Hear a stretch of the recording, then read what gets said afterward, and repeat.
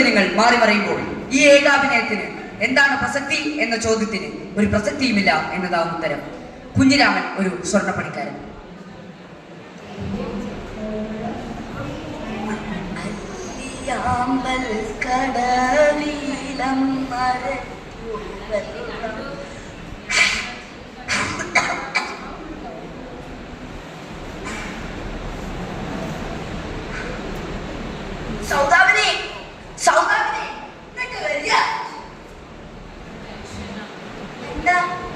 എന്താ കുഞ്ഞിരാമേട്ട?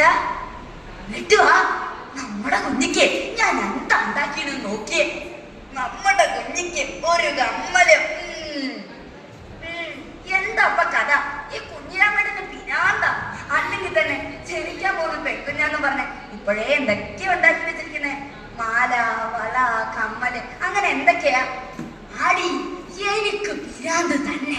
നമ്മുടെ കുഞ്ഞിക്ക് ഞാൻ ഇനി ഉണ്ടാക്കും, നോക്കിക്കോ. അതന്നെ ഇപ്പൊ ഞാനും. വൈദ്യരല്ലേ വരുന്നത്?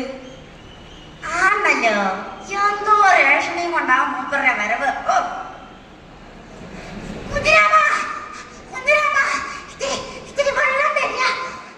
സൗദാമിനി, മൂപ്പർക്ക് ഇത്തിരി വെള്ളം കൊടുക്കുക. എന്താ ഉണ്ടായി വൈദ്യരെ? എന്താ ഉണ്ടായത്? വാ തുറന്ന് പറയാ. കുഞ്ഞിരാമ അറിഞ്ഞോ? നമ്മുടെ നാരായണന്റെ മോളെ ഒരു കൂട്ടം കഞ്ചാവ് കഴിക്കണം.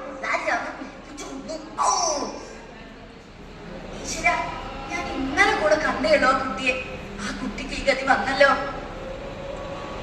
ആണേ, ഇന്നത്തെ കാലത്ത് ബൊമ്പുള്ളാരെ വളർത്തുന്നതിനും കഷ്ടമാണ്. ഇതുപോലുള്ള കുട്ടികളെ എത്തിക്കല്. ഒന്ന് പോവേ, കഴിവില്ലാത്തത് അതിനൊന്ന് നിൽക്കരുത്. അല്ല കുഞ്ഞിരാമ, ഈ നശിച്ച ലോകത്തെ നിനക്കും ജനിക്കാൻ പോകുന്നൊരു പെൺകുഞ്ഞാണ്. വൈദ്യരെ, വീട്ടിൽ കയറി അനാവശ്യപ്പെടാണല്ലോ. അടിച്ച് പല്ലു കൊടുക്കാൻ പറഞ്ഞേക്കാം. അല്ല, ഞാൻ പറയുമ്പോളേ നീ ഒന്നും വിശ്വസിക്കണ്ട. നിന്റെ കൂടെ എപ്പോഴും റേഡിയോ ഉണ്ടാവാറുണ്ടല്ലോ. ഒരു നാൾ അത് നിന്നോട് ആ സത്യം പറയും. അപ്പോഴേ ഇതിലൊക്കെ കേട്ടാ മതി. ഞാൻ പോകും.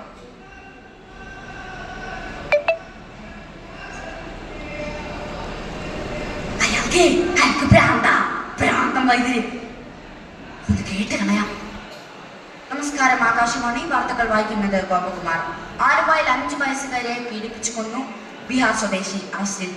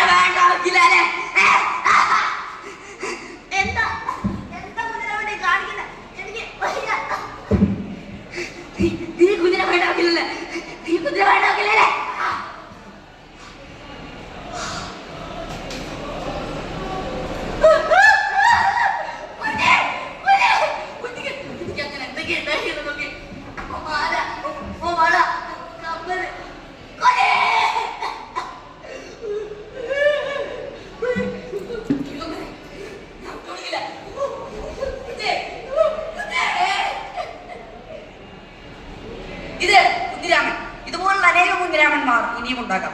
ഇതിനെല്ലാം ആരാണ് കാരണം? ഞാനടങ്ങുന്ന നമ്മുടെ സമൂഹമാണെന്ന് പറയേണ്ടി വരും.